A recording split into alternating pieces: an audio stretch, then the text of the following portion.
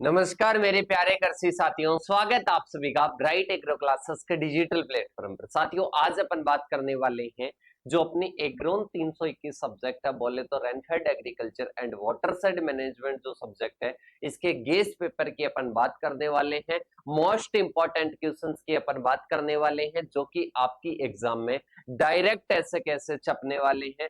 तो आप सभी साथियों का सबसे पहले तो वेलकम। इसके साथ में ही मैं आप सभी को बता देना चाहता हूं, इसके पहले अपनी 2 क्लास हो चुकी है बेटा, रेनफेड एग्रीकल्चर की मोस्ट इंपोर्टेंट एक ओल्ड पेपर सॉल्यूशन की एक वन शॉट क्लास। अगर किसी भी साथी ने वो दोनों क्लासें नहीं देखी है तो सबसे पहले वो जाकर देखें, और इसके बाद में ये आपकी गेस्ट पेपर की लास्ट में वीडियो देखकर जाओगे तो कहीं ना कहीं आपका एकदम एग्जाम जो क्या होगा, शानदार होगा। क्योंकि आपको इस क्लास में ऐसे इंपॉर्टेंट क्वेश्चन बताए जाएंगे जो कि डायरेक्ट एग्जाम में ऐसे कैसे छपने वाले हैं, और मानना ना हो तो एग्जाम में आजमा के देख लेना। तो देखिएगा बेटा, सबसे पहले बात करते हैं सेकेंड, फोर्थ या फिर सिक्स सेमेस्टर, किसी भी सेमेस्टर में हो तो आप सभी के जो ओल्ड पेपर सॉल्यूशन है, गेस्ट पेपर है, इनकी पीडीएफ कहां पर मिलेगी? अभी ये जो क्लास लेंगे इसकी पीडीएफ कहां पर मिलेगी? तो अपने एप्लीकेशन पर मिलने वाली है, ब्राइट एग्रो क्लासेस के प्लेटफॉर्म पर मिलने वाली है। और वह कहां से डाउनलोड करना है? वो प्ले स्टोर से आपको ऐप डाउनलोड करना है या डिस्क्रिप्शन में लिंक दिया हुआ है, वहां से डाउनलोड करना है। और इसके साथ में ही अगर आप चाहते हो कि सर सभी सब्जेक्ट के हमारे को गेस्ट पेपर चाहिए, ओल्ड पेपर सॉल्यूशन चाहिए, तो साथियों आप सभी को इन नंबरों पर आपका नाम, कॉलेज का नाम, कौन से ईयर में हो, ये आपको मैसेज जरूर करना है। तो सबसे पहले नंबर सेव करके मैसेज कर दीजिएगा। और इसके साथ में अगर वीडियो को फर्स्ट बार देख रहे हो तो चैनल को सब्सक्राइब करके, वीडियो को लाइक करके अपने सारे साथियों के पास में शेयर कर दीजिएगा। सारे ग्रुप, जितने भी ग्रुप्स है, सभी साथियों को सर्कुलेट कर दो ताकि उनको भी बेनिफिट मिल जाए, लाभ मिल जाए। ऐसा नहीं कि सर हम तो देख लिए बस, अब तो हमारे कोई जरूरत थी और कहीं ना कहीं और तो हम किसी को नहीं भेजेंगे। तो ऐसी हीन भावना आपकी नहीं होनी चाहिए, सभी साथियों को शेयर कर दो। इसके साथ में हर क्लास में मैं कॉन्सेप्ट क्लियर करता हूं कि अपनी ये जो सब्जेक्ट है, ये सब्जेक्ट 2 वर्डों में डिवाइड है। एक रेनफेड आ जाएगी, रेनफेड एग्रीकल्चर। रेनफेड एग्रीकल्चर का मतलब क्या होता है? रेनफेड एग्रीकल्चर का मतलब होता है कि वर्षा पर आधारित है। ओनली किस पर है? वर्षा पर आधारित है। और इसमें कहीं ना कहीं सिंचाई के लिए जल नहीं होता है, इसलिए इसको रेनफेड एग्रीकल्चर कहते हैं। क्या कहते हैं बेटा? रेनफेड एग्रीकल्चर कहते हैं। एक अपने सेकंड आता है वाटर शेड मैनेजमेंट। क्या आता है बेटा? वाटर शेड मैनेजमेंट आता है। वाटर शेड मैनेजमेंट की बात करते हैं तो जल ग्रहण प्रबंधन बात करते हैं कि जहां पर, जैसे कि अपन बात करते हैं ये कोई एरिया है, इस एरिया में वर्षा होगी तो जल होगा, कहीं ना कहीं जल तो क्या होगा। अपन बात करते हैं वर्षा थोड़ी बहुत ज्यादा होती है तो पानी बहने लगता है, इस बहते हुए पानी को एक एक रास्ते से गुजारा जाता है, एक जगह एकत्रित कर लिया जाता है पूरे पानी को, और इसी को क्या कह देते हैं? इसी को वाटर शेड कह देते हैं। इसी को क्या कह देते हैं बेटा? वाटर शेड कह देते हैं। और इसका पूरा मैनेजमेंट करना वाटर शेड मैनेजमेंट होता है। क्या होता है बेटा? वाटर शेड मैनेजमेंट होता है। आई होप आप सभी को इतना समझ में आ गया। अब क्वेश्चंस की ओर चलते हैं, कौन कौन से इंपॉर्टेंट क्वेश्चन है। सबसे पहले ओनली इंग्लिश में दे रखे हैं, हिंदी में भी बात करेंगे, ठीक है। हर प्रकार के क्वेश्चन है, डेफिनेशन से लेकर, शॉर्ट से लेकर, अंतर से लेकर, लॉन्ग, मीडियम, सारे क्वेश्चन है बेटा, ठीक है, जो आपकी एग्जाम में पूछे जा सकते हैं। सबसे पहला पेपर अपन बात करते हैं, आपको क्वेश्चन, पहले क्वेश्चंस की बात करते हैं, इसके बाद में अपन इनके सॉल्यूशन की चर्चा कर लेंगे। देखिएगा, सबसे पहले अपने आता है मिक्स्ड क्रॉपिंग और इंटर क्रॉपिंग की आपको डेफिनेशन पूछ सकता है। किसकी पूछेगा? मिक्स्ड क्रॉपिंग और इसके साथ में ही इंटर क्रॉपिंग की आपको डेफिनेशन पूछ सकता है। नेक्स्ट पूछेगा प्रोटेक्टिव इरिगेशन क्या, मतलब बात करते हैं जिसको सुरक्षात्मक सिंचाई बोलते हैं, उस वो क्या होती है। इसके साथ में ही नेक्स्ट आता है कंजर्वेटिव एग्रीकल्चर क्या है, कंजर्वेटिव एग्रीकल्चर या संरक्षित कृषि क्या है। इसके साथ में ग्रोविंग पीरियड किसे कहते हैं? क्या बेटा? उगान काल या ग्रोविंग पीरियड किसे कहते हैं? मिड सीजन करेक्शन किसे कहते हैं या क्या होता है? इसके साथ में ड्रॉट और एरिडिटी, जो ड्रॉट होती है और इसके साथ में एरिडिटी होती है, इन दोनों में क्या अंतर है? ड्रॉट और एरिडिटी में क्या अंतर है? इसके साथ में ही नेक्स्ट अपने आता है रेनफेड एग्रीकल्चर क्या होता है। किसके बारे में बात करनी है? रेन फेड एग्रीकल्चर, बोले तो वर्षा आधारित खेती क्या है। इसके साथ में ही नेक्स्ट अपने आता है अंतर। अंतर किस में आता है? एले क्रॉपिंग और बोले तो ले फार्मिंग में अंतर क्या है?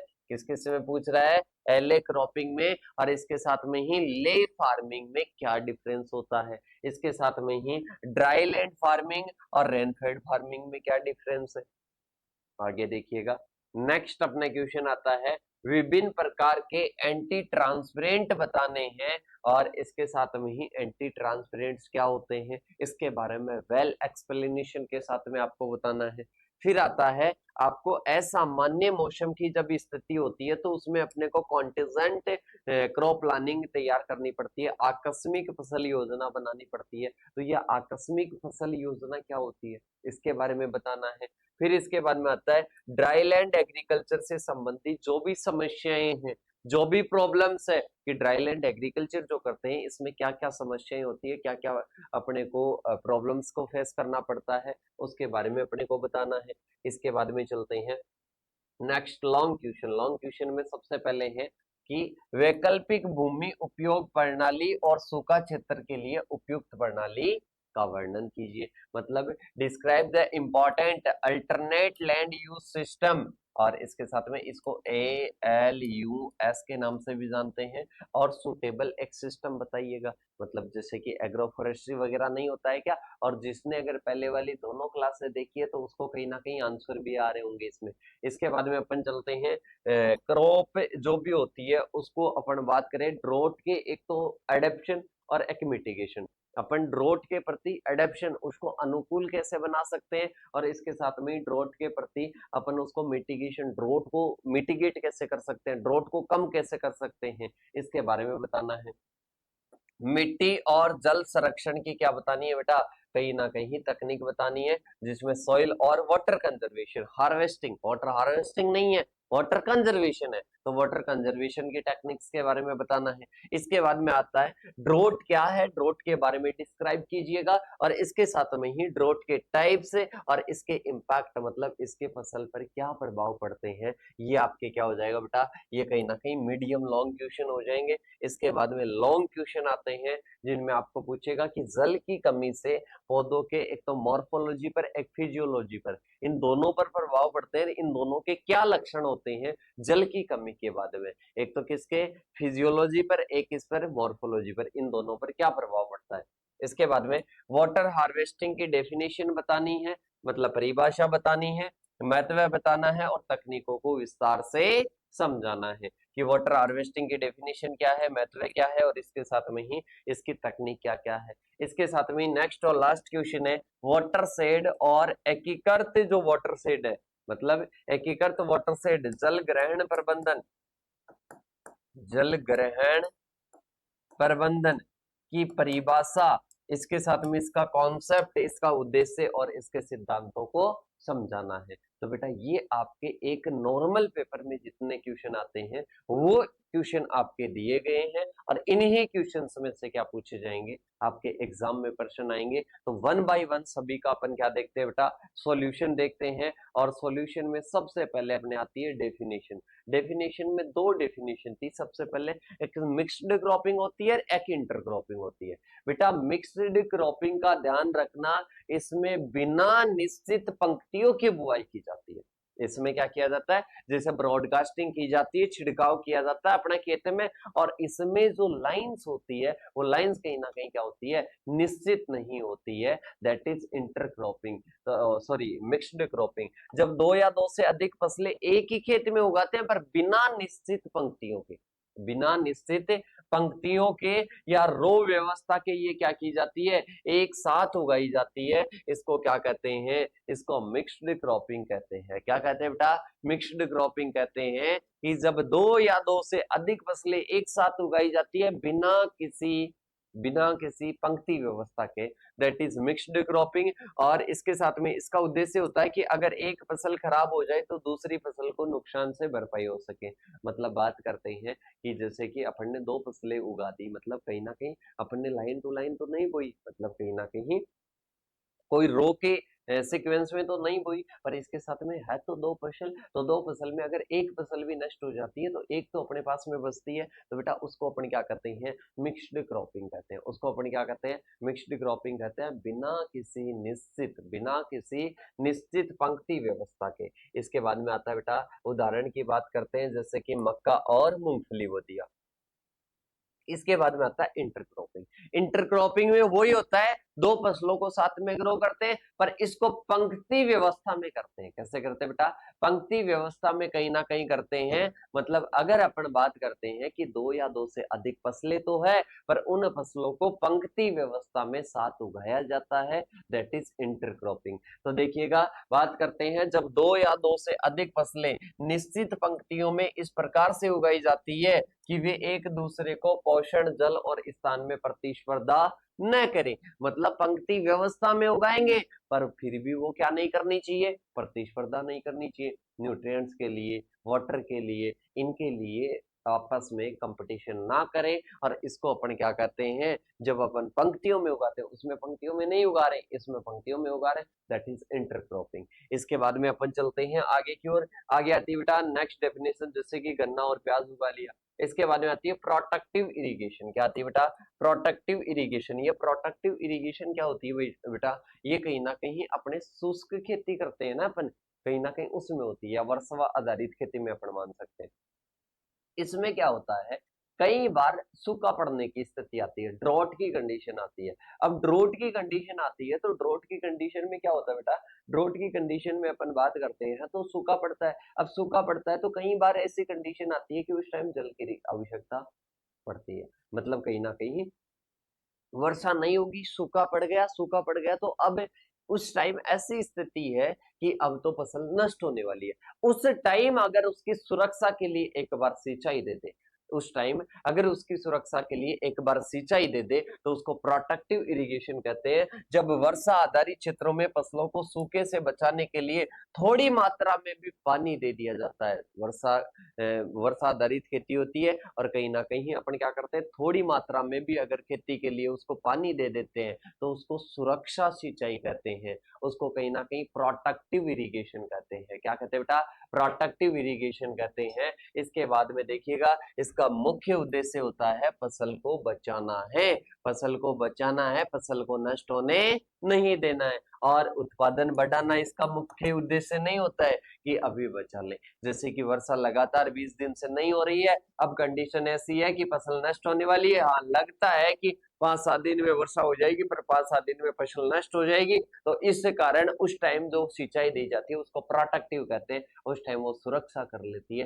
तो प्रोटेक्टिव इरिगेशन होती है। इसके साथ में ही देखिएगा, प्रोटेक्टिव इरिगेशन क्या होती है, चना की फसल को फूल आते समय एक सिंचाई देना, ताकि गिरे नहीं, फूल गिरे नहीं। तो ये क्या होती है, प्रोटेक्टिव इरिगेशन होती है, कहीं ना कहीं सुरक्षा देने के लिए। किसके लिए होती है बेटा, सुरक्षा देने के लिए होती है। अब आती है कंजर्वेटिव एग्रीकल्चर। क्या आती है बेटा, कंजर्वेटिव एग्रीकल्चर आती है। कंजर्वेटिव एग्रीकल्चर का एक तो बेटा ट्रेडिशनल होती है, एक कंजर्वेटिव होती है। अब ट्रेडिशनल की बात करते हैं तो उसमें केमिकल्स भी बहुत ज्यादा प्रयोग करते हैं।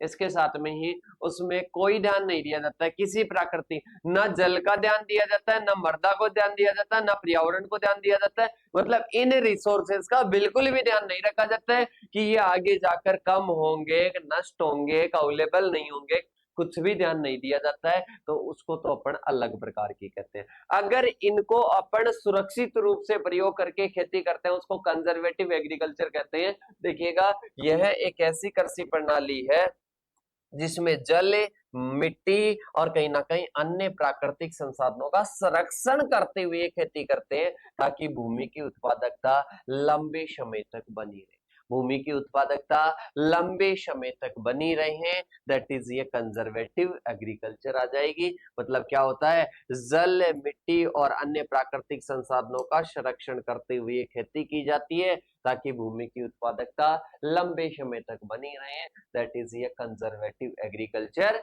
हो जाएगी।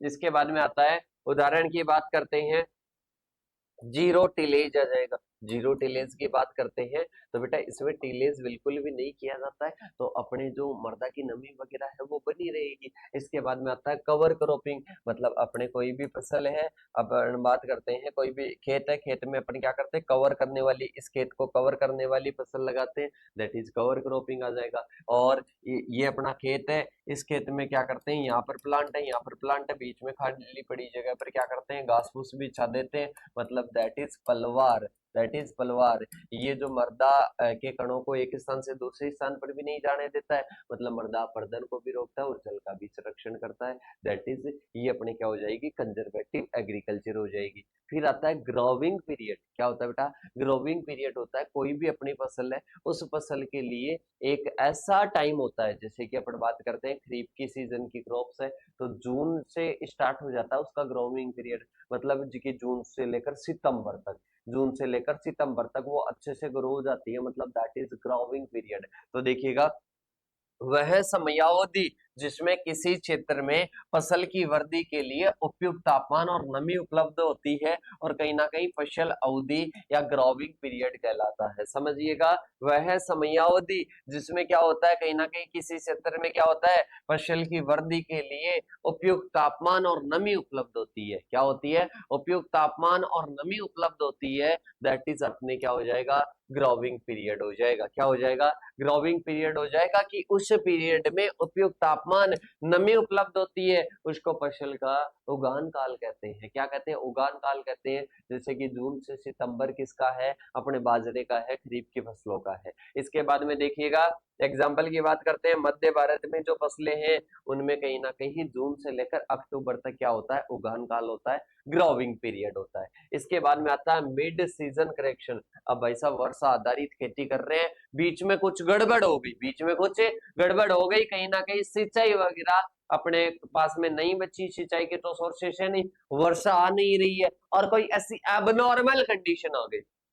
क्या आ गई, एबनॉर्मल कंडीशन आ गई।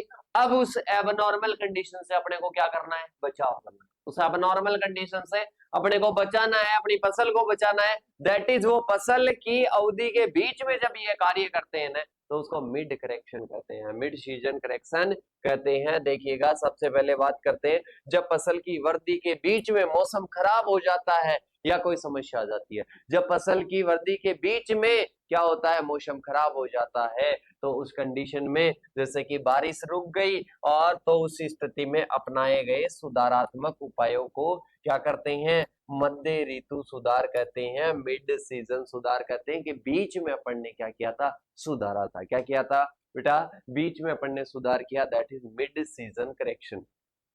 अगर वर्षा नहीं होती है तो सूखा सहनशील किस्मों की बुआई और इसके साथ में पौधों की संख्या कम करना, मतलब अपने वर्षा नहीं होगी तो सूखा सहनशील किस्में, अब किस्में तो उस टाइम नहीं करेंगे, ठीक है, या तो पहले करेंगे ये तो, अब पौधों की संख्या कम कर दो भाई साहब, बीच बीच में से ये खेत है, इस खेत में ज्यादा पौधे हैं तो ज्यादा नमी ग्रहण करेंगे तो उसमें से कुछ कुछ पौधे क्या कर दो, अलग कर दो। इसके बाद में देखिएगा आगे की ओर बात करते हैं। आगे आता है नेक्स्ट पॉइंट, ड्रॉट और एरिडिटी में क्या अंतर है बेटा, दोनों ही चीजें हैं।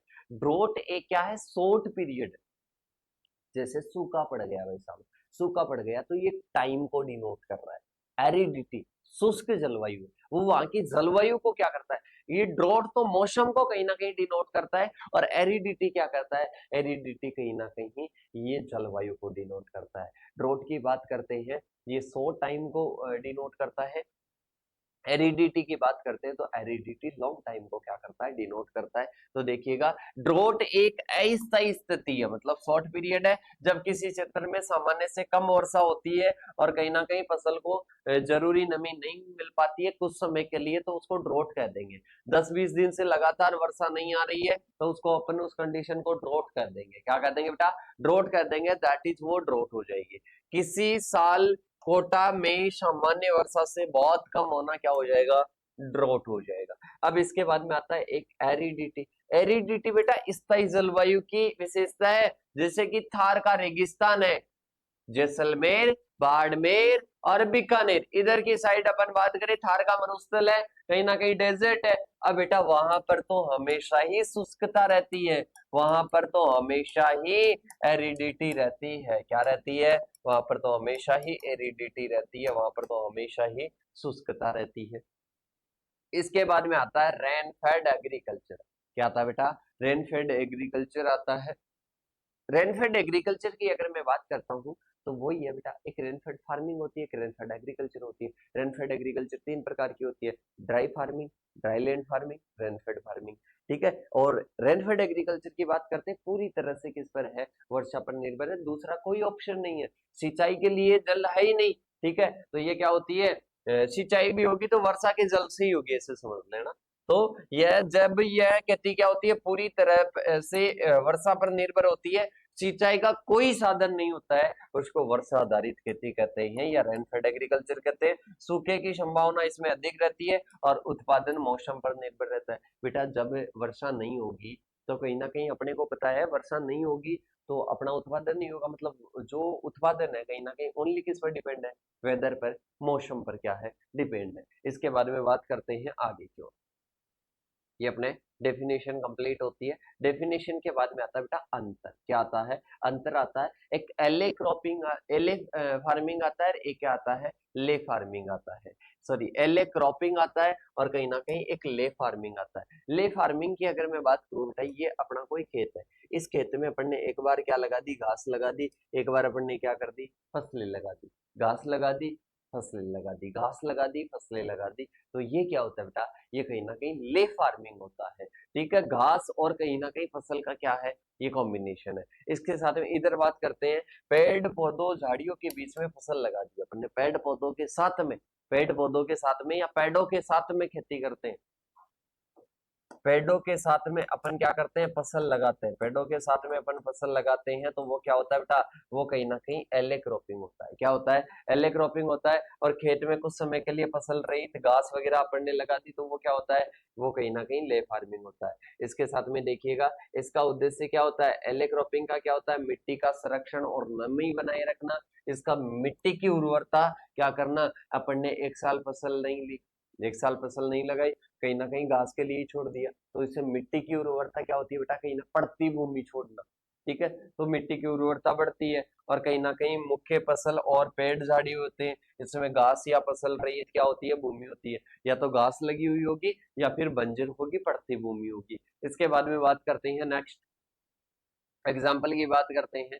तो इसमें क्या हो जाएगा बेटा? अपन कहीं ना कहीं दो फसलों को साथ में इसमें क्या करना है? कोई भी वृक्ष है, कोई भी वृक्ष है और उस वृक्ष के बीच बीच में अपन क्या कर देते हैं? फसल लगा देते हैं। वृक्ष के बीच बीच में फसल लगा देते हैं।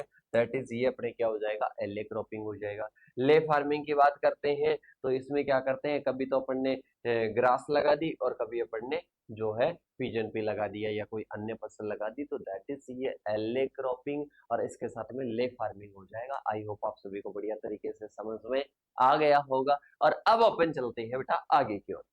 आगे अपने आता है नेक्स्ट डिफरेंस। नेक्स्ट डिफरेंस आता है एक तो ड्राई लैंड फार्मिंग में और एक रेनफेड फार्मिंग में। एक इसमें आ जाएगा ड्राई लैंड फार्मिंग में, एक रेनफेड फार्मिंग में। ड्राई लैंड फार्मिंग में बात करते हैं तो बेटा इसमें याद रखना कि ये 750 mm से अधिक वाले वर्षा वाले क्षेत्रों में होता है, या 750 से 1150 mm लिख देना। ये क्या होता है? ये कहीं ना कहीं 1150 mm से अधिक, 1150 mm से अधिक वर्षा वाले क्षेत्रों में होता है। ये कहीं ना कहीं सेमी एरिड में होता है, ये सेमी एरिड जोन्स में होती है और ये कहीं ना कहीं ह्यूमिड जोन में होती है।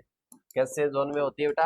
ह्यूमिड जोन में होती है। तो दो अंतर ये हो गए, इसमें कम वर्षा होती है और इसमें क्या होती है? ये पूरी तरह से वर्षा पर है, मतलब इसमें वर्षा भी बहुत ज्यादा होती है। इसके साथ में उद्देश्य की बात करते हैं, सूखा सहनशील फसलें और नमी संरक्षण करना और वर्षा जल पर ही इधर क्या होती है? कहीं ना कहीं निर्भरता होती है रेनफेड फार्मिंग में।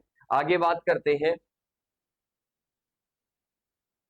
जो अपने ड्राई लैंड फार्मिंग है उसमें कहीं ना कहीं सूखे का या ड्रोट का जो खतरा रहता है, अपन बात करते हैं जो ड्रोट की जो भी पॉसिबिलिटी रहती है वो कहीं ना कहीं क्या रहती है? ज्यादा रहती है। और इधर क्या रहता है? वर्षा का अनियमित, वर्षा तो होगी अपने को पता है, पर वर्षा अनियमित होगी। वर्षा समय पर ना आना भी तो क्या होता है बेटा? कहीं ना कहीं प्रोडक्शन रिस्क होती है। अब इसके बाद में देखिएगा, नेक्स्ट अपने आता है जैसे कि बाजरा, जवार और चना उगाते हैं अपन ड्राई लैंड फार्मिंग में, और तुवर, सोयाबीन, मूंग ये किस में उगाते हैं? रेनफेड में उगाते हैं। इसके बाद में देखिएगा बेटा, दोनों अपने पास में अंतर हो गए, दो अंतर की बात कर ली। अब आते हैं शॉर्ट नोट वाले क्वेश्चन, मतलब आपको टिप्पणी देनी है। क्या देनी है बेटा? टिप्पणी देनी है। तो टिप्पणी का सबसे पहला क्वेश्चन है कि एंटी ट्रांसपेरेंट क्या होते हैं? अरे बेटा मैंने बताया था कि आपका कोई भी प्लांट है तो उस प्लांट में क्या होता है? उस प्लांट में जल की हानि होती है। जल की क्या होती है बेटा? हानि होती है। जितना जल होता है उतना यूज नहीं कर पाता, बहुत सारा तो ऐसे ही चला जाता है। और सर्वाधिक जो जल की हानि है ना, वो किससे होती है? ट्रांसपिरेशन, या इसके साथ में ही बात करते हैं तो वाष्पीकरण से होती है। किससे होती है? ट्रांसपिरेशन, और बोले तो वाष्पीकरण से, सॉरी, वाष्पोत्सर्जन से होती है। किससे होती है बेटा? वाष्पोत्सर्जन से।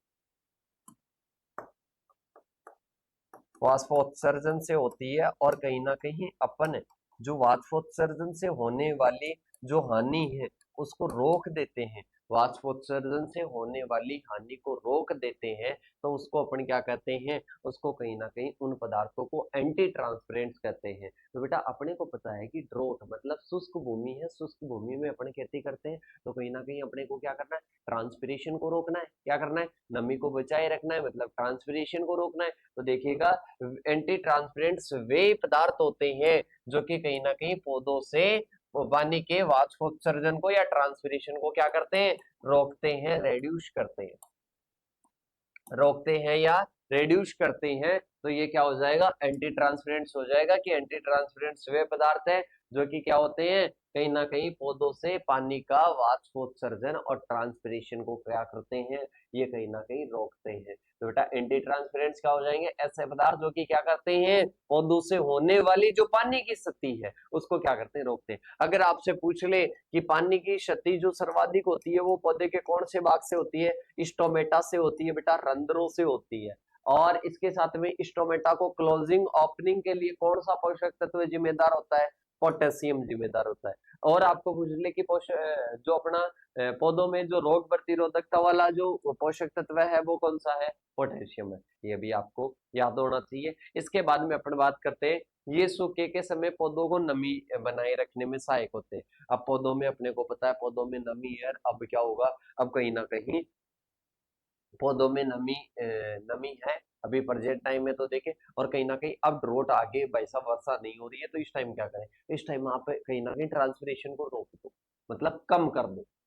रोकने का मतलब ये नहीं है पूरा ही रोक दोगे, आप उसको कम कर दो। तो कम करने के लिए कुछ पदार्थ होते हैं, उन पदार्थों को एंटी ट्रांसपेरेंट कहते हैं। पहला होता है स्टोमेटा क्लोजिंग टाइप, मतलब ये स्टोमेटा को क्लोज कर देते हैं, ये रंध्रों को क्या कर देते हैं बेटा? बंद कर देते हैं। इसमें आते हैं अपने पास में एट्राजीन और CO2। इससे पानी वाष्पशीलता क्या हो जाएगी? कम हो जाएगी। ये कहीं ना कहीं स्टोमेटा को अस्थायी रूप से परमानेंट बंद नहीं करते, ये अस्थायी रूप से बंद कर देते हैं। That is stomata closing type हो जाएंगे। क्या हो जाएंगे?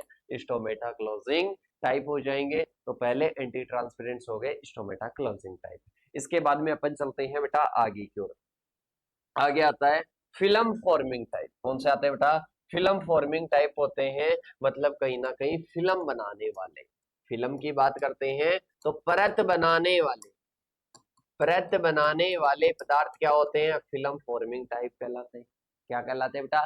फिल्म फॉर्मिंग टाइप कहलाते हैं। देखो, ये पत्तियों की सतह पर एक पतली परत बना देते हैं। क्या कर देते हैं? एक पतली परत बना देते हैं, एक फिल्म बना देते हैं। क्या बना देते हैं बेटा? एक पतली परत या फिल्म बना देते हैं। तो ऐसे पदार्थों को क्या कहते हैं? फिल्म फॉर्मिंग टाइप एंटी ट्रांसपेरेंट्स कहते हैं। इसके बाद में देखिएगा आगे की ओर आता है, यह परत के बाहर पानी निकलने से रोकता है। जैसे कि अपन बात करें पॉलीमर हो जाएगा, वैक्स हो जाएगा, सिलिकॉन हो जाएगा। ठीक है, ये आपको क्या करना है बेटा? ऐड करना है। इसके बाद में अपन बात करते हैं आगे की ओर। आगे आता है ग्रोथ रिटार्डेंट टाइप, मतलब भाई साहब ये अपना प्लांट होता है बेटा। इस प्लांट में दो प्रकार की वृद्धि होती है, एक तो प्लूमल भाग से होती है, एक रेडिकल भाग से होती है।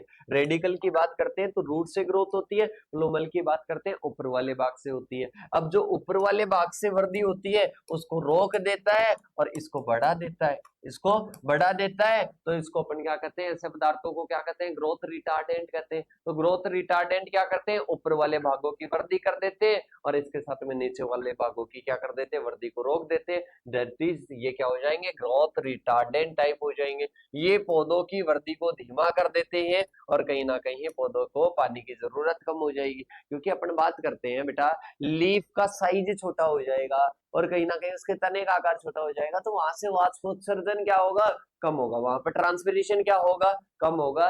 दैट इज ये अपने क्या होते हैं, ग्रोथ रिटार्डेंट टाइप होते हैं। इसके बाद में बात करते हैं, इसका एग्जाम्पल याद रखना, ट्रिपल सी भी लिख सकते हो या साइकोसिल लिख सकते हो। क्या आ जाएगा बेटा, साइकोसिल आ जाएगा या फिर आप लिख लेना क्या, ट्रिपल सी। ट्रिपल सी या क्या आ जाएगा, साइकोसिल आ जाएगा। इसके बाद में अपने पास में आते हैं रिफ्लेक्टिंग टाइप। कौन से आते हैं बेटा, रिफ्लेक्टिंग टाइप है। रिफ्लेक्टिंग टाइप की बात करते हैं, ये परावर्त करते हैं।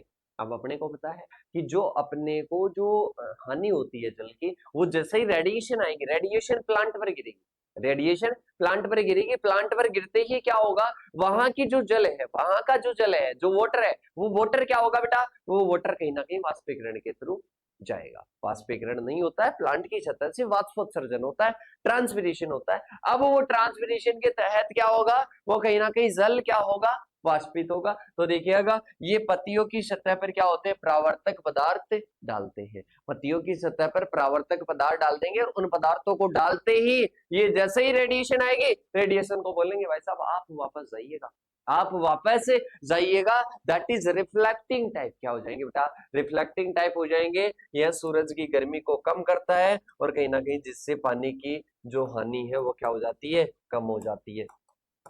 पानी की हानि क्या हो जाएगी बेटा, कम हो जाएगी। तो ये क्या होते हैं, रिफ्लेक्टिंग टाइप होते हैं। क्या होते हैं बेटा, रिफ्लेक्टिंग टाइप होते हैं, जिसमें एग्जांपल याद रखना केओलिन। क्या आ जाएगा, केओलिन इसका एग्जांपल हो जाएगा। दोबारा से रिपीट करवा रहा हूँ, एंटी ट्रांसपेरेंट जो कि जो ट्रांसपेरेशन होता है, वाष्पोत्सर्जन होता है, उसको कम करने वाले पदार्थ होते हैं। 4 प्रकार के होते हैं। सबसे पहले स्टोमेटा क्लोजिंग, मतलब स्टोमेटा को क्लोज कर देते हैं। फिल्म लेयरिंग, मतलब ये एक फिल्म बना देते हैं। और इसके साथ में ही रिफ्लेक्टिंग, जो कि रिफ्लेक्ट करने में सहायक होते हैं। एक होते हैं ग्रोथ रिटार्डेंट, जो कि ग्रोथ को ही रोक देते हैं, ऊपर वाली जो ग्रोथ है उसको क्या कर देते हैं, रोक देते हैं, तो उनको एंटी ट्रांसपेरेंट कहते हैं। इसके महत्व की बात करते हैं बेटा, सबसे पहला तो यही है कि ये जो प्लांट में अवेलेबल जो मॉइस्चर है, उस मॉइस्चर को कहीं ना कहीं कंजर्व रखने में सहायता प्रदान कर रहा है। मतलब कहीं ना कहीं ये ड्रॉट टॉलरेंस में सहायक है। ये ड्रॉट टॉलरेंस में क्या है बेटा, सहायक है। किसमें सहायक है, ड्रॉट टॉलरेंस में सहायक है। इसके बाद में आता है गर्मी व सूखे में पानी की बचत करते हैं। क्या करते हैं, गर्मी व सूखे में क्या करते हैं, पानी की बचत करते हैं और कहीं ना कहीं फसल की उत्पादकता बनाए रखते हैं। क्या करते हैं, फसल की उत्पादकता बनाए रखते हैं। तो ये क्या हो जाएगा बेटा, महत्व हो जाएगा। इसके बाद में अपन बात करते हैं, नेक्स्ट है contingent crop planning under aberrant weather condition. बेटा अपने पास में आकस्मिक कोई ऐसी कंडीशन आ गई कि वो कहीं ना कहीं प्लांट के लिए हानिकारक है, वो कहीं ना कहीं प्लांट को नुकसान पहुंचा सकती है, प्लांट की यील्ड को क्या करती है, कहीं ना कहीं घटा सकती है, उत्पादन को गिरा सकती है। दैट इज उस कंडीशन में अपन क्रॉप की क्या आकस्मिक अपने को एक प्लानिंग करनी है, मतलब अचानक है। जैसे कि अभी मैं बात करूं बेटा, आप कहीं ना कहीं बाहर बैठे हो और आकस्मिक अचानक वर्षा आ जाती है, आप क्लास ले रहे हो और कहीं ना कहीं आपके पास में नोटबुक है, नोटबुक के साथ में पेन वगैरह है, फोन वगैरह है और आप क्लास ले रहे हो और तुरंत आप क्या करोगे, तुरंत एक योजना बनाओगे कि मेरे को घर जाना है, मेरे को कहीं कोई शॉप वगैरह पर जाना है, मैं कहां पर बैठा हूं, आप तुरंत माइंड में क्लिक करेगा कि आपको ये करना है, तो आप वो करोगे। तो आकस्मिक फसल के लिए ऐसे कंडीशन आता है, तुरंत आपका क्या होगा, माइंड क्लिक करेगा कि तेरे को ये करना है, फिर वो आप क्या करोगे, वो आप अप्लाई करोगे। तो देखिएगा, सबसे पहले बात करते हैं कॉन्टिजेंट क्रॉप प्लानिंग क्या होती है। असामान्य या अप्रत्याशित मौसम जैसे कि सूखा, बाढ़, अचानक ठंड, अत्यधिक बारिश की स्थिति में की जाने वाली ऐसी योजना जो कि फसल की हानि को कम कर देती है, जो कि फसल की हानि को कम कर देती है। अरे भाई साहब अपने को पता है कि ये क्रॉप की यील्ड का बहुत ज्यादा नुकसान हो जाएगा, पर उसको भी अपन क्या कर देते हैं, अचानक से एक योजना तैयार करके उसको कम कर देते हैं, उसको रेड्यूस कर देते हैं, उसको रेड्यूस कर देते हैं, उसको कम कर देते हैं। That is contingent crop planning. क्या हो जाएगा, कॉन्टिजेंट क्रॉप प्लानिंग हो जाएगा। इसमें देखिएगा सबसे पहले बात करते हैं मौसम आधारित फसल का चयन है। सबसे पहले ऐसी फसलें या किस्में चुनना जो कि मौजूदा मौसम तनाव जैसे कि सूखा सहिष्णु है, बाढ़ सहनशील है। जैसे कि अपन बात करें बेटा, अभी जैसे कि अपने खरीफ की फसलें आएगी, तो खरीफ में क्या क्या चीजें हो सकती है कि एक तो सूखा पड़ सकता है, एक बाढ़ भी आ सकती है। तो बेटा दोनों को सहन करने वाली फसलें आप उगाओ, पहले ध्यान रखो ये चीज, पहले ध्यान रखो कि दोनों को सहनशील करने वाली फसलें उगाओ, सबसे पहली प्लानिंग हो जाएगी। इसके बाद में आती है क्रॉप रोटेशन में फ्लेक्सिबिलिटी रखो, मतलब असामान्य मौसम के हिसाब से क्या करो, कहीं ना कहीं फसल के समय और प्रकार में बदलाव कर दो। जैसे कि फसल की कटाई और जल्दी बुआई, मतलब आप क्या कर दो, जैसे कि अपन बात करें फसल में क्या होता है, कहीं टाइम वेरिएशन होता है, और टाइम के वेरिएशन में क्या करते हैं, कहीं ना कहीं आपको फ्लेक्सिबिलिटी रखनी है। फ्लेक्सिबिलिटी रखनी है तो या तो जल्दी बुआई कर दो या फिर फसल की कटाई में देरी कर दो। ठीक है, तो ये क्या होता है बेटा, कहीं ना कहीं क्रॉप रोटेशन होता है। इसके बाद में आता है सिंचाई प्रबंधन या बोले तो इरिगेशन मैनेजमेंट। क्या आ जाएगा, सिंचाई प्रबंधन या बोले तो इरिगेशन मैनेजमेंट आ जाएगा। इरिगेशन मैनेजमेंट की बात करते हैं तो इसमें सिंचाई का प्रबंधन, पानी की उपलब्धता के अनुसार सिंचाई योजना बनाना। पानी की उपलब्धता है उसके अनुसार ही आप क्या बनाओ बेटा, सिंचाई की योजना। ऐसे नहीं कि पहले तो बहुत ज्यादा सिंचाई कर दी और लास्ट में पता चला कि अब तो मोटर ही नहीं है, अब सिंचाई कैसे करेंगे। तो पहले से ही आप ध्यान रखते इस चीज का, तो कहीं ना कहीं आपको ऐसे कंडीशन का सामना नहीं करना पड़ता। सूखे से बचाव जो सिंचाई है जिसको अपन प्रोटेक्टिव इरिगेशन बोलते हैं, वो अपने पास में बची रहनी चाहिए, कि अपने पास में इतना वाटर तो हमेशा रहे कि प्रोटेक्टिव इरिगेशन अगर किसी टाइम करनी हो तो वो अपन कर सके। इसके बाद में अपन चलते हैं बेटा आगे की ओर। आगे आता है जोखिम नियंत्रण के लिए विविधीकरण, मतलब आप क्या करो, आप पहले से प्लानिंग ये भी तैयार रखो कि आप जैसे कि जोखिम हो सकता है, मतलब रिस्क है अपने, अपन जो भी खेती कर रहे हैं उसमें रिस्क है। चने की खेती कर रहा हूँ भाई साहब, रिस्क है, कहीं ना कहीं इसमें क्या हो सकता है, नुकसान हो सकता है। तो डाइवर्सिफिकेशन करो। डाइवर्सिफिकेशन का मतलब है चने के अलावा और भी फसल लगा लो, सरसों की लगा लो, तारा मीरा की लगा लो, गेहूं लगा लो, जौ लगा लो। ऐसी फसल जो कि उससे अन्य कंडीशन से प्रभावित ना हो, मतलब दोनों सेम चीज से प्रभावित नहीं होने वाली होनी चाहिए। मतलब कहीं ना कहीं आप फसल लगाओ तो कि एक नुकसान हो जाएगा तो एक तो बचेगी। ऐसे रिस्क का भी मैनेजमेंट करते हुए अपने को चलना है। इसके बाद में अपन चलते हैं आगे की ओर। आगे आता है तकनीकी सहायता और पूर्वानुमान, मतलब आजकल तो बेटा कई सारी ऐसी टेक्नोलॉजी आ गई जो कि पहले ही अपने को बता देती है, पहले ही अपने को मौसम के बारे में बता देती है, अपने को तकनीकी के बारे में बता देती है, अपने को मौसम के बारे में और इसके साथ में ही तकनीकी के बारे में बता देती है। तो ये क्या होती है, तकनीकी सहायता और इसके साथ में ही पूर्वानुमान आ जाएगा। पूर्वानुमान की बात करते हैं तो इसमें फोरकास्टिंग, मतलब पहले से अपने को पता चल जाएगा। तो देखिएगा इसके बाद में बात करते हैं मिट्टी और पोषण प्रबंधन, मतलब बात करते हैं soil and nutrient management. Soil and nutrient management बात करते हैं तो मौसम के हिसाब से उर्वरक और कहीं ना कहीं मिट्टी की देखभाल करना, और कहीं ना कहीं फसल को पोषण मिले तो अपने को क्या करना है, मृदा का और पोषण प्रबंधन का ध्यान रखना है।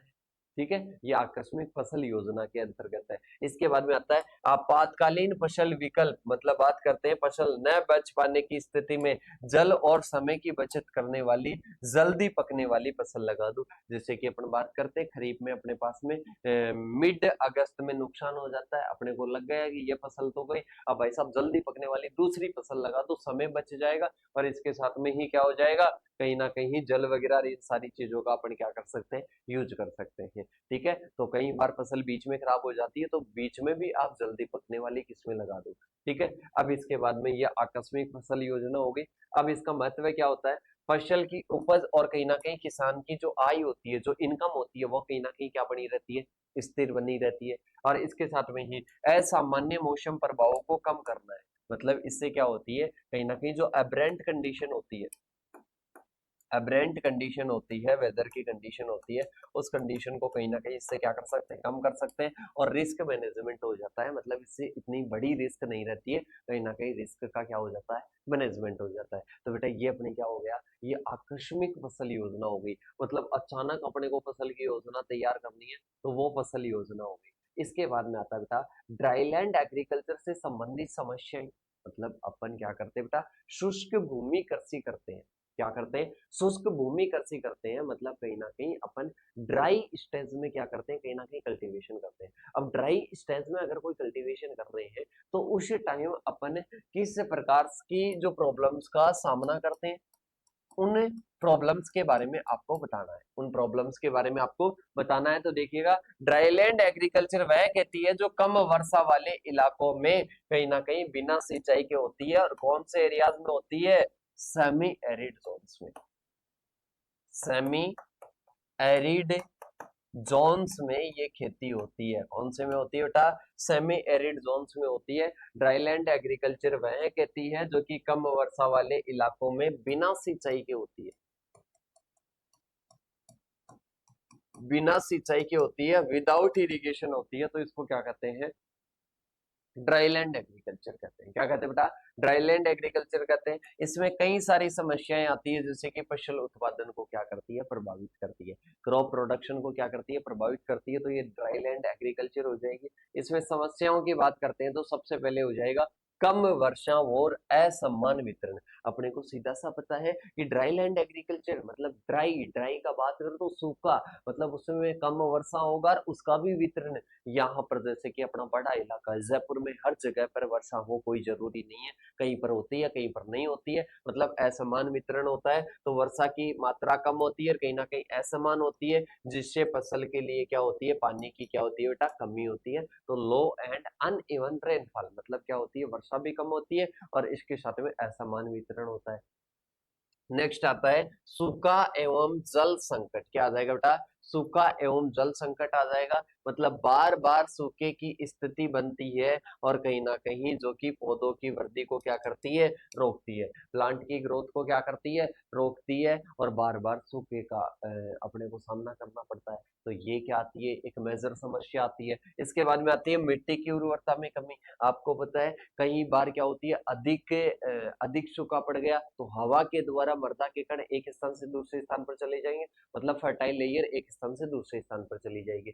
दूसरी चीज होती है बेटा, इसमें कहीं ना कहीं अपन बात करते हैं, ये तो सॉइल फर्टिलिटी का हो गया, इसके साथ में एक और फर्टिलिटी का नुकसान की बात करें तो जो मृदा की ऊपरी सतह है, इस ऊपरी सतह पर क्या होता है, कहीं ना कहीं अपने जो जो भी मृदा के कण है कहीं ना कहीं, तो वो जल के साथ में जब वर्षा ज्यादा आएगी तो वो जल के साथ में क्या हो जाएंगे, एक स्थान से दूसरे स्थान पर चले जाएंगे।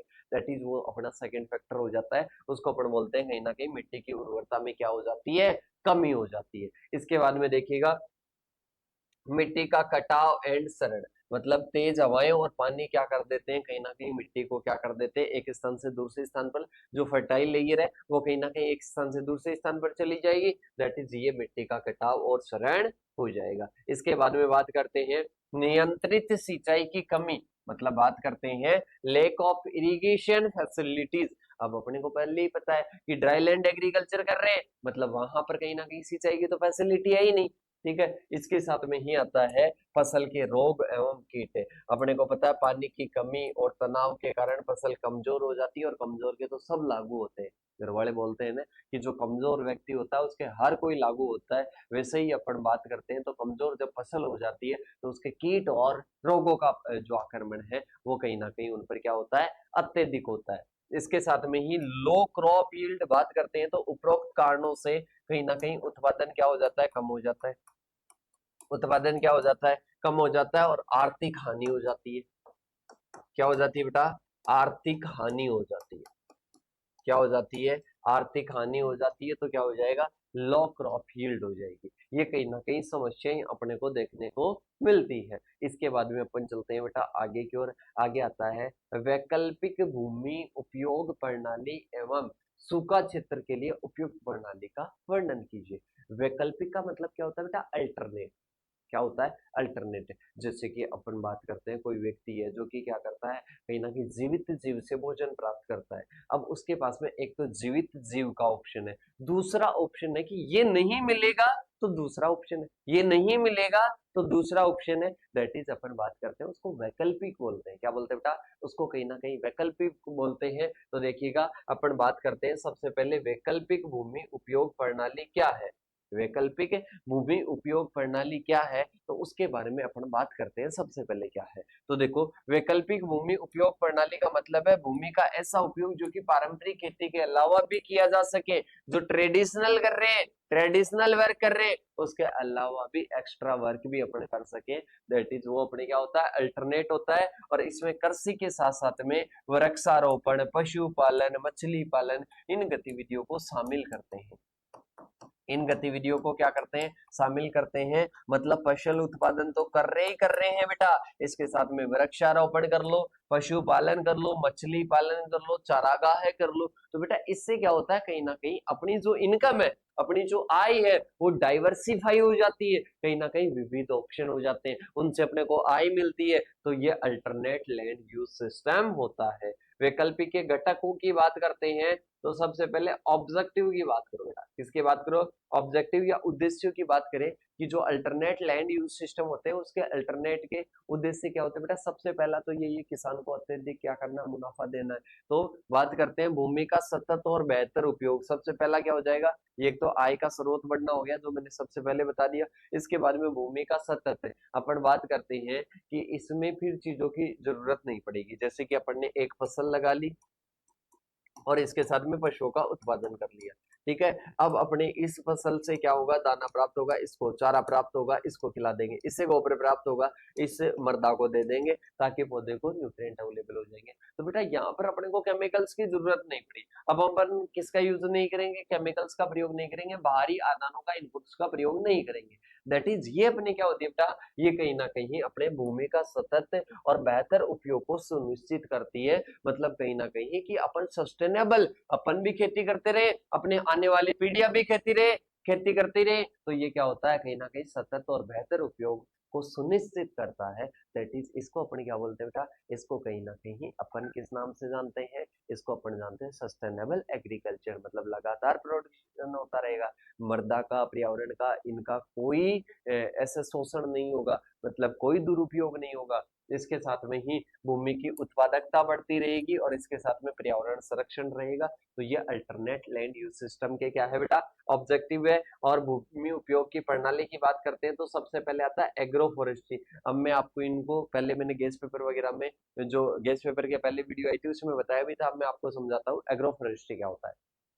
एग्रो फॉरेस्ट्री में आपका ये खेत है, इस खेत में आप क्या कर रहे हो, एक ये लाइन कर ली, एक ये लाइन कर ली, एक ये कर ली और एक ये कर ली। यहाँ पर आपने प्लांट लगा दिए, यहाँ पर लगा दिए, यहाँ पर लगा दिया, यहाँ पर लगा दिए, यहाँ पर लगा दिया, ठीक है।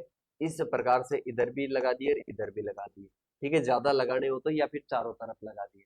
इसके साथ में बीच में आपने फसल ले ली, बीच में आपने क्या ले ली, फसल ले ली। दैट इज ये अपने क्या होता है, एग्रो फॉरेस्ट्री। मतलब फसल के साथ साथ में क्या करना है, वृक्षारोपण करना, फसल के साथ साथ में वृक्षारोपण करना, दैट इज एग्रो फॉरेस्ट्री।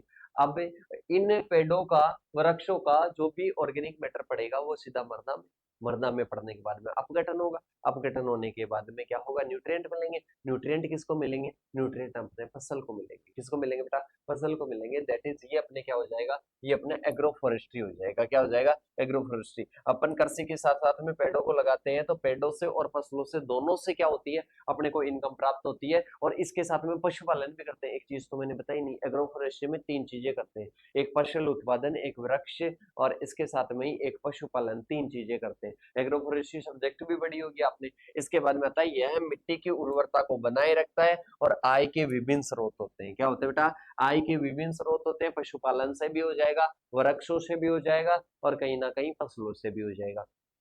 इसके बाद में देखिएगा सिल्वी पास्टरल सिस्टम आ जाएगा। क्या आ जाएगा, सिल्वी। सिल्वी का मतलब क्या होता है, अपन वृक्ष लगाते हैं। सिल्वी का मतलब वृक्ष लगाते हैं। पास्टरल का मतलब है चारागाह है, चारा उगाते हैं।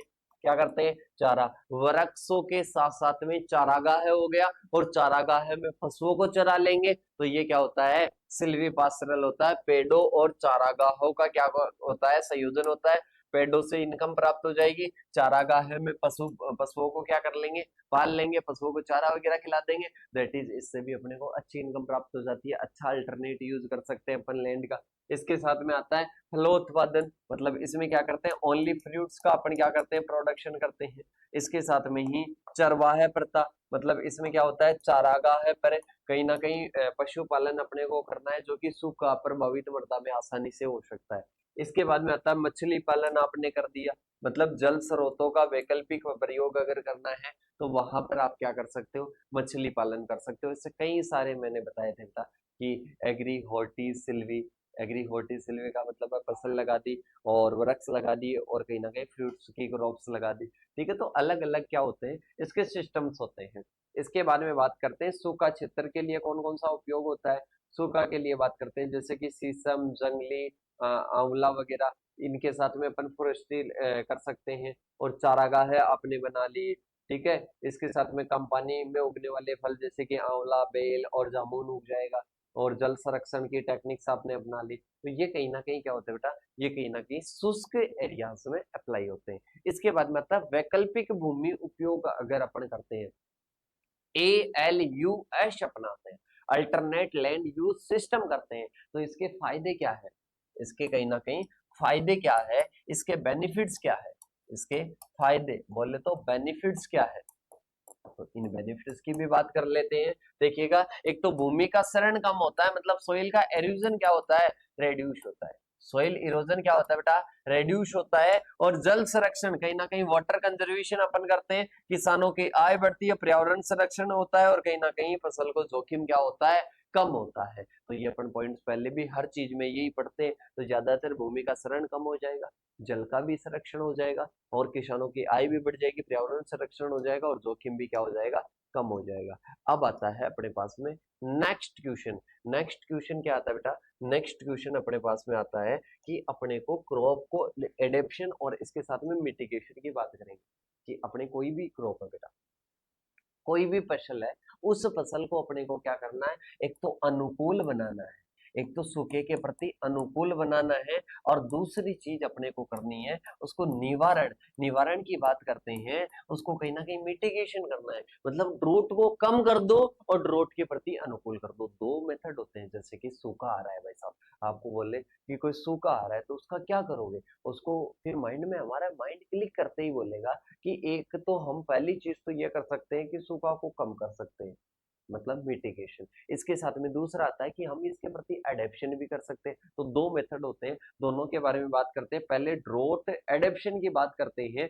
सूखा सहनशील वह प्रक्रिया है जिसमें पौधे और कहीं ना कहीं किसान सूखे की स्थिति में जीवित रहने और इसके साथ में उत्पादन के लिए क्या करते हैं, खुद को डालते हैं। क्या करते हैं, खुद को डालते हैं। तो ये क्या हो जाएगा बेटा, ये सूखा सहनशील हो जाएगा। इसके साथ में ही बात करते हैं इसके टाइप्स की, टाइप्स ऑफ ड्रॉट एडेप्शन, मतलब बात करते हैं सूखे के प्रति अपने को क्या करना है, सहनशील बनाना है, मतलब अपने को ड्रॉट एडेप्शन करना है। क्या करना है, अनुकूलन बनाना है। क्या बनाना है बेटा, अनुकूलन बनाना है। तो देखिएगा, सबसे पहला होता है ड्रॉट टॉलरेंट क्रॉप्स, मतलब बात करते हैं सूखा सहिष्णु फसलें।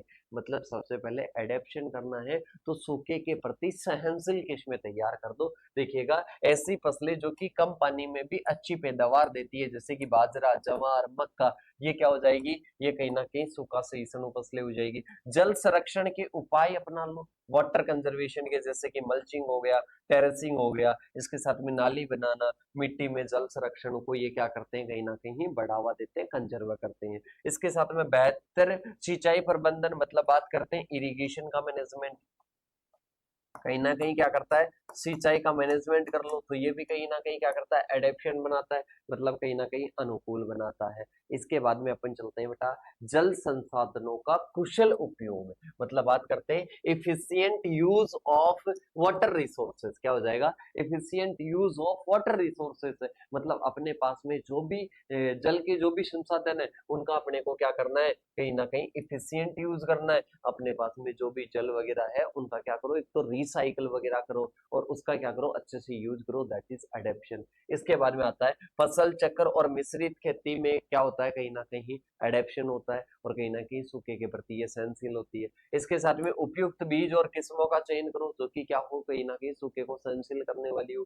इसके साथ में सामाजिक और आर्थिक अनुकूलन भी अपन बनाते हैं, मतलब सूखे के प्रति पहले अपने को चेतावनी दी जाती है, तो पहले कहीं ना कहीं फोरकास्टिंग कर दी जाती है, तो ये भी क्या हो जाएगा, इसका उपाय हो जाएगा। कहीं ना कहीं किसका उपाय हो जाएगा बेटा, ये उपाय हो जाएगा अनुकूल बनाने का। अब अपने को मिटिगेट करना है, मतलब सूखे के नकारात्मक प्रभावों को कम करने के लिए जो उपाय होते हैं उनको क्या कहते हैं, निवारण कहते हैं या मिटिगेशन कहते हैं। जिसमें सबसे पहले क्या कर लो बेटा, सबसे पहले आपको लगता है कि आगे आने वाले दिनों में क्या होगा, आने वाले दिनों में कहीं ना कहीं जल की क्या होगी बेटा, कमी होगी, सूखा पड़ेगा, तो जल को पहले ही हार्वेस्ट करके रखो। इसके साथ में सॉइल का कंजर्वेशन करो, मतलब कहीं ना कहीं पलवार वगैरह, मल्चिंग वगैरह करो, कवर क्रॉपिंग वगैरह ये आपको अपनाना है। इसके साथ में सिंचाई की सुविधा तकनीक है, मतलब मॉडर्न इरिगेशन की टेक्निक्स जैसे कि ड्रिप इरिगेशन है, इसके साथ में स्प्रिंकलर है, ये कहीं ना कहीं जल की बचत करती है।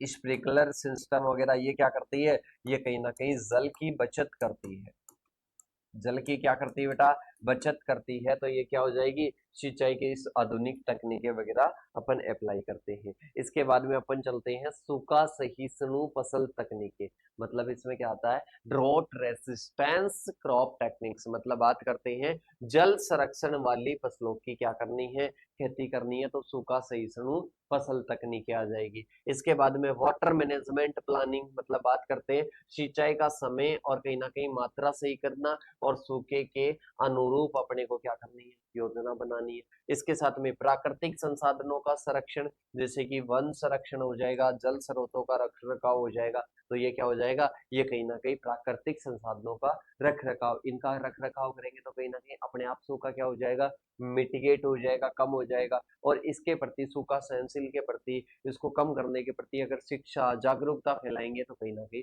फिर भी ये कम करने में क्या करेगा, कहीं ना कहीं सहायता करेगा। तो ये मिटिगेशन और एडेप्शन हो जाएगा, क्या हो जाएगा बेटा, मिटिगेशन एडेप्शन हो जाएगा। इसके बाद में आता है मिट्टी व जल संरक्षण की तकनीकें।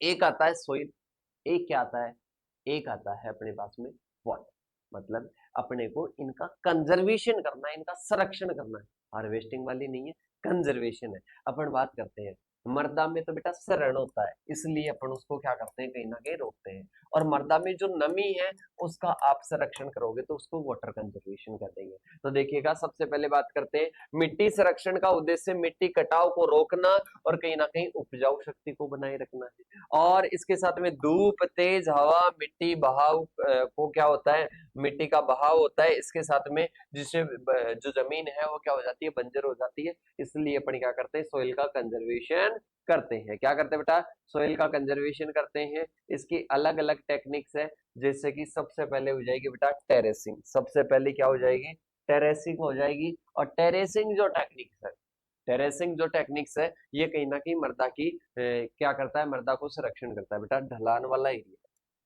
ध्यान से समझ लेना, ये ढलान वाला एरिया है। इस ढलान वाले एरिया में क्या होता है, अपन ऐसे टेरेस छतनुमा बना देते हैं, छत की जैसे परतें होती है ना वैसे अपन बना देते हैं। अब जल भी आएगा तो पहले ऊपर वाले पर, फिर नीचे, फिर ऊपर, फिर नीचे, फिर ऊपर, फिर नीचे, ऐसे ही मृदा के कर, मतलब इसमें क्या होता है, कहीं ना कहीं ढलान वाली जमीन में सीढ़ी जैसी कतारें बना देते हैं, जिससे पानी की गति धीमी हो जाती है और मृदा का कटाव नहीं होता है। इसके बाद में आता है नेक्स्ट अपने कंट्यूर बंडिंग। क्या होता है, कहीं ना कहीं भूमि की ढलान के साथ साथ में बराबर ऊंचाई वाली नालियां या बांध बना देते हैं जिसको कंटूर बंड कहते हैं, तो ये क्या हो जाएगी कंटूर बंड, जो कि क्या करती है मिट्टी के कटाव को रोकता है। इसके बाद में आता है बेटा मल्चिंग। मल्चिंग दोनों में ही काम में आता है। वैसे आप सोचो कि सर जल को नहीं करेगा क्या, जल को भी करेगा। मल्चिंग का मतलब क्या होता है, ये आपकी कोई क्या है बेटा खेत है, इस खेत में यहाँ पर प्लांट है, यहाँ पर प्लांट है, ये बीच में जगह है, यहाँ पर आप घास फूस वगैरह बिछा दोगे,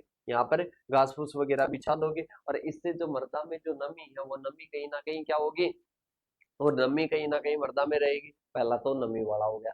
दूसरा अपन बात करते हैं कि यहाँ पर आपको पता है वनस्पति विहीन मृदा में शरण ज्यादा होता है, मृदा का कटाव ज्यादा होता है, तो यहाँ पर इसलिए अपन क्या कर देते हैं घास फूस वगैरह बिछा देते हैं, जिससे मृदा का कटाव कम होता है। तो देखिएगा मिट्टी की सतह पर पत्ते, भूसे और इसके साथ में प्लास्टिक डालकर कहीं ना कहीं क्या करते हैं नमी को बचाते हैं, तो इसे अपन क्या कहते हैं मल्चिंग कहते हैं। क्या कहते हैं बेटा, इसे मल्चिंग कहते हैं। यह वाष्पीकरण को कम करता है, वाष्पीकरण की बात करते हैं तो इवोपोरेशन को कम करता है। अब की सर यहाँ पर आप ट्रांसपिरेशन क्यों नहीं लिख रहे, अरे बेटा मृदा की सतह से जो जल की हानि होती है उसको इवोपोरेशन कहते हैं, और जो पौधे की सतह से होता है उसको ट्रांसपिरेशन कहते हैं। इसके बाद में देखिएगा कवर क्रॉपिंग। कवर क्रॉपिंग की बात करते हैं, खेत की सतह को क्या करते हैं, खेत की सतह को ढकने वाली फसलें ग्रो करते हैं, जिससे क्या होगा जो मृदा के कणों को आपस में बांधे रखेगी, और मृदा में क्या नहीं होगा कहीं ना कहीं जो मृदा का कटाव नहीं होगा, मृदा के कण एक स्थान से दूसरे स्थान पर नहीं जाएंगे। इसके बाद में आता है वाटर कंजर्वेशन की टेक्निक। सबसे पहले हो जाएगी वाटर हार्वेस्टिंग।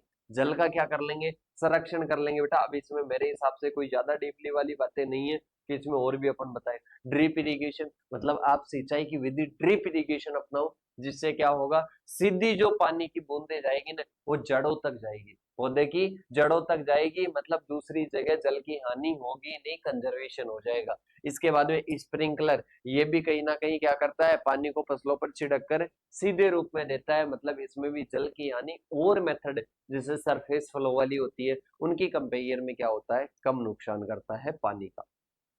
इसके बाद में अपन बात करते हैं बेटा आगे की ओर। आगे आता है कंजर्वेशन टिलेज। कंजर्वेशन टिलेज की बात करते हैं, मिट्टी को ज्यादा न जोत कर, क्योंकि मिट्टी को अपन ज्यादा जोतते हैं कहीं ना कहीं, इसमें टिलेज करते हैं। टिलेज करते हैं तो जैसे कि मृदा की ये परत है, अब यहाँ से अपन जुताई कर देंगे तो ऊपर वाली जो लेयर है वो कहीं ना कहीं साइड में आ जाएगी, और जो अंदर की जो नमी है वो नमी कहीं ना कहीं क्या हो जाएगी बेटा, उसका वाष्पीकरण हो जाएगा, उसका वाष्पीकरण हो जाएगा। तो कंजर्वेशन टिलेज करते हैं, जीरो टिलेज वगैरह, इससे कहीं ना कहीं नमी का नुकसान नहीं होता है। इसके बाद में आता है बेटा सूखे के प्रकार आपको बताना है, और इसके साथ में फसलों पर उनके प्रभाव बताने हैं। मतलब ड्रोट के क्या क्या टाइप्स होते हैं बेटा, ड्रोट कहीं ना कहीं वैसे 3 टाइप की होती है, 4 टाइप की भी आप लिख सकते हो, यहाँ पर मैंने 4 टाइप की करवाई है।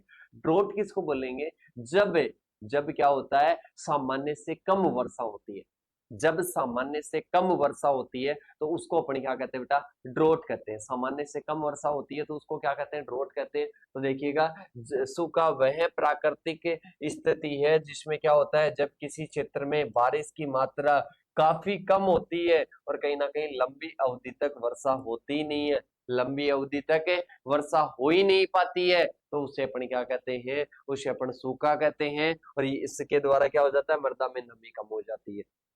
देखो अलग अलग प्रकार की है। पहला आता है मेट्रोलॉजिकल। मेट्रोलॉजी की बात करते हैं, जब वर्षा ही कम होती है, जब वर्षा कम होती है तो इससे क्या कहते हैं, मौसम संबंधी सूखा कहते हैं। बहुत कम बारिश होती है या टेम्परेचर ज्यादा होता है तो उसको अपन क्या कहते हैं, मौसम संबंधी सूखा या मेट्रोलॉजिकल ड्रोट कहते हैं। एग्रीकल्चर ड्रोट मतलब मृदा में नमी की मात्रा इतनी सफिशियंट नहीं है कि जिसमें प्लांट ग्रोथ कर पाए, मृदा में नमी की मात्रा इतनी सफिशियंट नहीं है कि जिसके द्वारा प्लांट ग्रोथ कर पाए, तो ये क्या होता है बेटा, एग्रीकल्चरल ड्रोट होता है। जब मिट्टी में नमी इतनी कम हो जाती है कि कहीं ना कहीं फसल की वृद्धि क्या हो जाती है, बाधित हो जाती है, फसल की वृद्धि क्या हो जाती है, बाधित हो जाती है, तो इसे एग्रीकल्चरल ड्रोट कहते हैं। क्या कहते हैं बेटा, एग्रीकल्चरल ड्रोट कहते हैं। इसके बाद में आता है हाइड्रोलॉजिकल ड्रोट। क्या आता है, हाइड्रोलॉजिकल। बेटा आपके पास में जैसे जलाशय है, नदी है, कई बार देखा होगा नदी समुद्र इनमें भी पानी सूख जाता है, इनमें भी पानी सूख जाता है, तो जब जलाशयों में पानी सूख जाता है तो उसको हाइड्रोलॉजिकल ड्रोट कहते हैं। क्या कहते हैं, हाइड्रोलॉजिकल ड्रोट कहते हैं। जैसे कि बात करते हैं रिवर हो गया, पॉन्ड हो गया, वाटर सोर्सेस हो गए, ये क्या हो जाते हैं बेटा, ये ड्राई हो जाते हैं, ये सूख जाते हैं, तो उसे क्या कहते हैं, हाइड्रोलॉजिकल ड्रोट कहते हैं। इसके बाद में देखिएगा बेटा आगे की ओर आता है सोशियो इकोनॉमिक ड्रॉट। क्या आ जाएगा बेटा? सोशियो इकोनॉमिक ड्रॉट आ जाएगा। मतलब जब सूखे की वजह से कृषि, उद्योग और लोगों की जीवन शैली प्रभावित होने लगती है। मतलब बात करते हैं जब क्या होगा, कृषि का उत्पादन नहीं होगा तो किसानों की जीवन शैली तो प्रभावित होगी, तो इसको सोशियो इकोनॉमिक ड्रॉट भी कहते हैं। अब इसका क्या क्या प्रभाव पड़ता है फसलों पर? तो सबसे पहला प्रभाव देख लो बेटा, अंकुरण में बाधा होने लगती है, जानते हो ये तो। पौधों की वृद्धि रुक जाएगी, पत्तियां मुरझाने लगेगी, फूल और फल कम बनेंगे और इसके साथ में ही फसल की पैदावार में कमी आ जाएगी। अब इसके बाद में अपने आता है बेटा नेक्स्ट क्वेश्चन, और नेक्स्ट क्वेश्चन आता है कि वाटर की कमी हो गई। ऐसा वाटर की क्या हो गई? कमी हो गई, जल की कमी हो गई। और जल की कमी से दो प्रकार के लक्षण दिखाई देते हैं।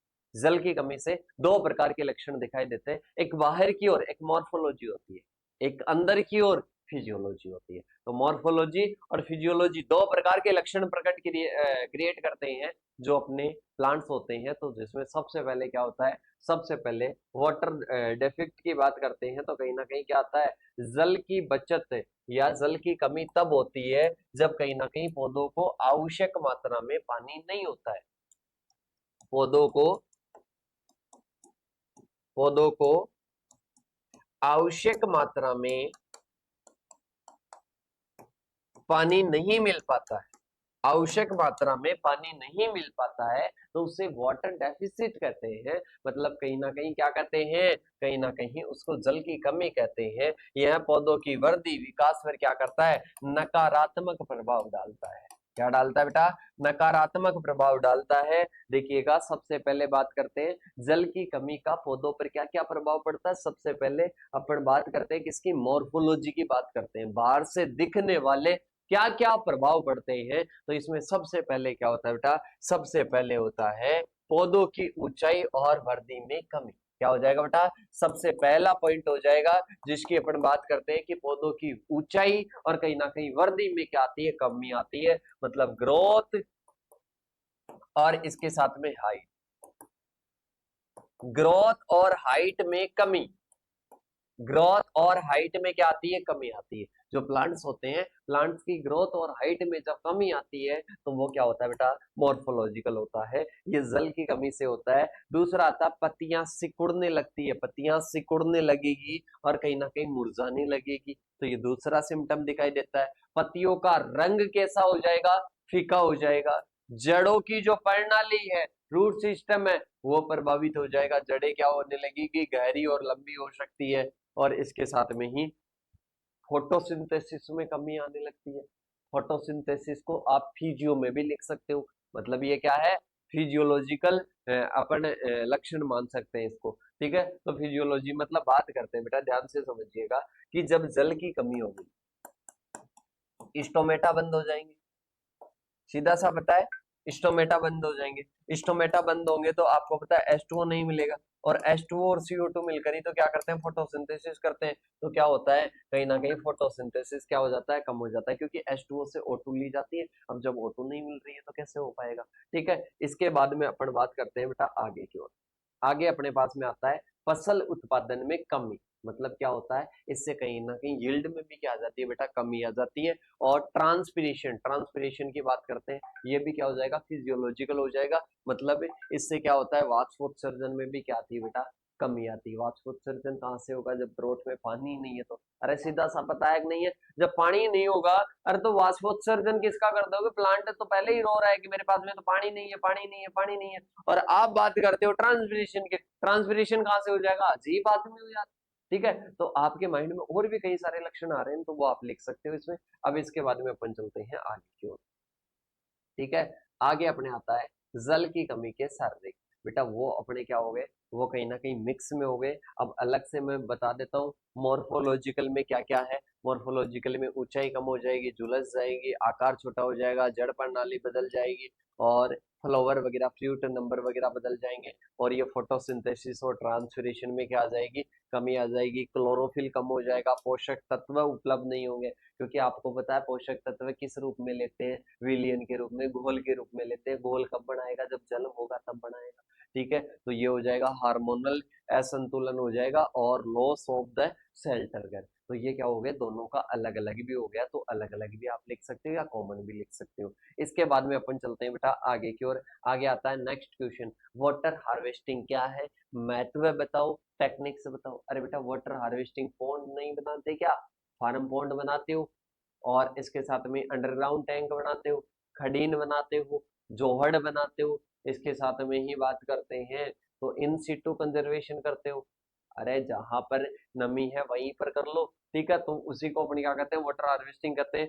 जल संग्रहण का अर्थ होता है कि वर्षा जल या अन्य स्रोतों से जल को इकट्ठा करके भविष्य के लिए उपयोग के लिए सुरक्षित रखना। महत्व की बात करते हैं, जल संकट को कम करता है, आगे कोई भी जल संकट अपने सामने आ रहा है तो उसके लिए क्या करता है, सुरक्षा प्रदान करता है, सोइल का कंजर्वेशन करता है, भूमि का शरण कर जो शरण होता है उसको कहीं ना कहीं कम करता है, क्योंकि वाटर को संग्रहित नहीं करेंगे वो कहीं ना कहीं मृदा में इधर उधर फैलता रहेगा, तो वो मृदा के कणों को अपने साथ में लेता जाएगा, दैट इज सॉइल कंजर्वेशन। इसके बाद में फसलों की पैदावार मतलब बात करते हैं इंक्रीज यील्ड, ये कहीं ना कहीं उपज को क्या करता है, बढ़ाने में सहायक होता है। और जल तालाबों मतलब क्या करता है, जो water level ground water level है उसको रिचार्ज करता है, उसको पुनर्भरण करता है, इसके साथ में ही जल स्तर को बढ़ाता है, और जो अपने जो वाटर टेबल्स होते हैं मतलब जो तालाब होते हैं तालाबों में भी जल को क्या करता है, बढ़ाता है। मेन याद रखना,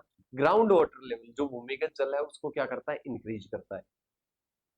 पर्यावरण संरक्षण में सहायक होता है, क्योंकि अपन बात करते हैं जल के द्वारा वनस्पति उसी पर डिपेंड है, वन्य जीव उसी पर डिपेंड है, किसान उसी पर डिपेंड है, खेती उसी पर डिपेंड है, तो कहीं ना कहीं पर्यावरण को क्या मिलता है बेटा, संरक्षण मिलता है इससे। इसके साथ में ही अपन बात करते हैं इसकी टेक्निक्स कौन कौन सी है, तो एक तो छत के जल को अपन क्या करते हैं, सीधा पाइपलाइन से जोड़कर अपन ग्राउंड वाटर जो होता है मतलब या तो आप सीधे किससे जोड़ दो, सीधे कहीं ना कहीं चैम्बर वगैरह बनाकर ग्राउंड वाटर लेवल में भेज दो, ठीक है, थोड़ा गड्ढा वगैरह खोद के, या फिर आप उसको एक टैंक वगैरह बनाकर उसमें सुरक्षित कर लो, तो ये रूफ वाटर हार्वेस्टिंग हो जाएगा।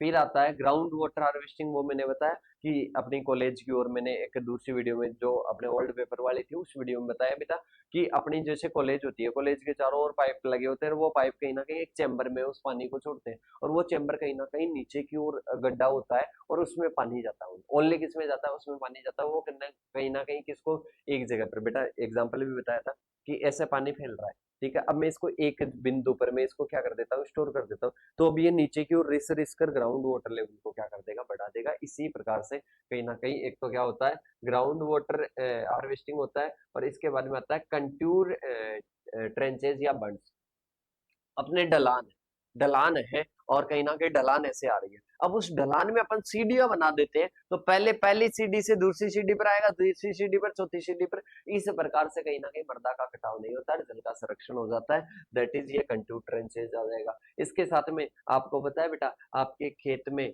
जो ढलान वाली या जो गड्ढे वाली जगह होती है, वहां पर क्या होता है, वहां पर कहीं ना कहीं गड्ढा खोदकर अपन फार्म पॉन्ड बना लेते हैं, तो ये क्या हो जाएगा, पॉन्ड। अब उसमें क्या हो जाता है, पानी वगैरह जब वर्षा होगी तो पानी एकत्रित हो जाएगा, मृदा का कटाव भी नहीं होगा और बाद में इसको यूटिलाइज कर सकते हैं।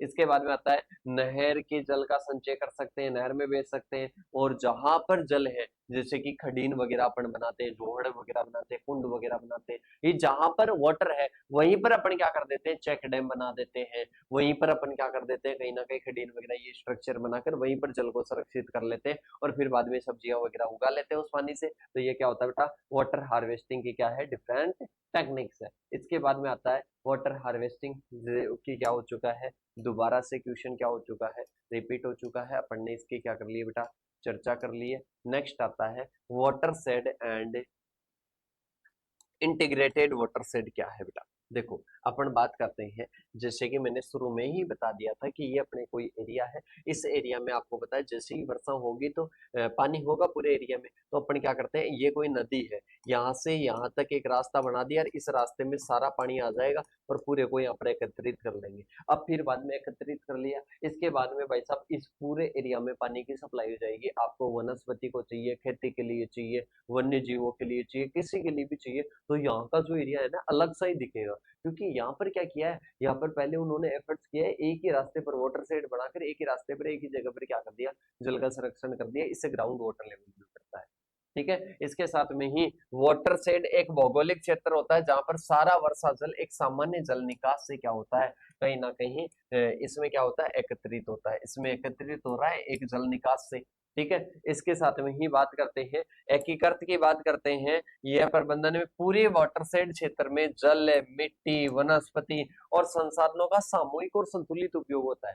मतलब इसमें तो जल की बात कर रहे हैं, वाटरशेड में जल की बात कर रहे हैं, इसमें जल के अलावा मिट्टी, इसके साथ में ही वनस्पति और संसाधनों का भी क्या है, सामूहिक संतुलित उपयोग है।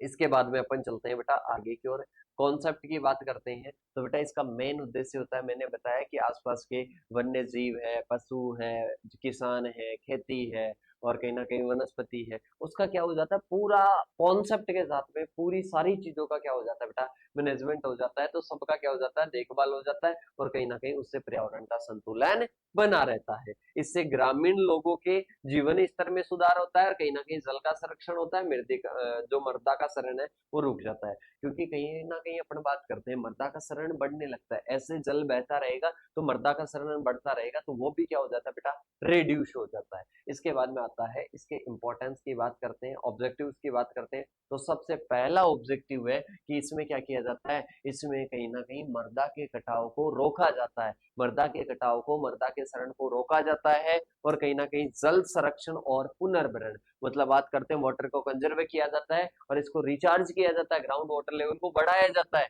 और कहीं ना कहीं कृषि में उत्पादन में बढ़ोतरी होती है, क्योंकि पहले जल को एकत्र कर लेंगे, जब एक्स्ट्रा होगा बाद में यूटिलाइज कर लेंगे, पर्यावरण को संरक्षण मिल जाएगा, स्थानीय समुदायों को सशक्तिकरण, मतलब बात करते हैं तो इसमें जो आसपास के जो लोग हैं उनको एम्पावरमेंट बात करते हैं, तो उनको क्या मिल जाता है, रोजगार भी मिल जाता है। इसके बाद में आते हैं सिद्धांत, सिद्धांत की बात करते हैं। इंटीग्रेटेड एंड कोऑर्डिनेटेड मैनेजमेंट होता है। सबसे पहला सिद्धांत होता है सारी गतिविधियों को इंक्लूड करना है, वनस्पतियों को, वन्य जीवों को, वहां की मृदा को, जल को, सबको इंटीग्रेटेड करना है। इसके साथ में वहां के जो लोकल लोग हैं उनका क्या करना है, उनकी भागीदारी लेनी है, उनकी भागीदारी लेनी है और इसके साथ में सस्टेनेबल डेवलपमेंट पर ध्यान देना है। अभी ऐसे नहीं, अभी केमिकल्स का इनका प्रयोग कर रहे हैं, अभी प्रयोग हुआ तो हुआ, नहीं नहीं हुआ, अपन लगातार आगे की सोच रहे हैं, अभी प्रेजेंट की भी सोच रहे हैं और इसके साथ साथ में आगे की भी सोच रहे हैं, दैट इज ये अपने सस्टेनेबल हो जाएगा। प्राकृतिक संसाधनों का संरक्षण करना है और कहीं ना कहीं साइंस बेस्ड प्रक्रियाएं अपने को अप्लाई करनी है। क्या करनी है बेटा, साइंस बेस्ड जो प्रक्रियाएं हैं वो अपने को अप्लाई करनी है। तो यहाँ पर ये क्या होता है, अपने कंप्लीट होता है गेस पेपर सॉल्यूशन। और इसके साथ में इन नंबरों पर व्हाट्सएप पर मैसेज कर देना बेटा, शुरू में ही कहा था, और वीडियो को लाइक करके चैनल को सब्सक्राइब करके कमेंट कर देना कि नेक्स्ट किसकी आपको वीडियो चाहिए, वो भी आपके लिए जल्द आएगी। और इसके साथ में नहीं चाहिए तो हमारे को खुद को लग जाएगा कि इनको कोई रिक्वायरमेंट नहीं है, ना कमेंट करते ना चैनल को सब्सक्राइब, कुछ भी नहीं बेटा। तो प्यार और सपोर्ट दिखाइएगा, अपने सारे बच्चों को ये शेयर कीजिएगा, जो भी आपके साथी वगैरह है, हर एक कॉलेज के ग्रुप्स में आपको शेयर करना है। और मिलते हैं नेक्स्ट सेशन के साथ में, तब तक के लिए जय जवान जय किसान साथियों।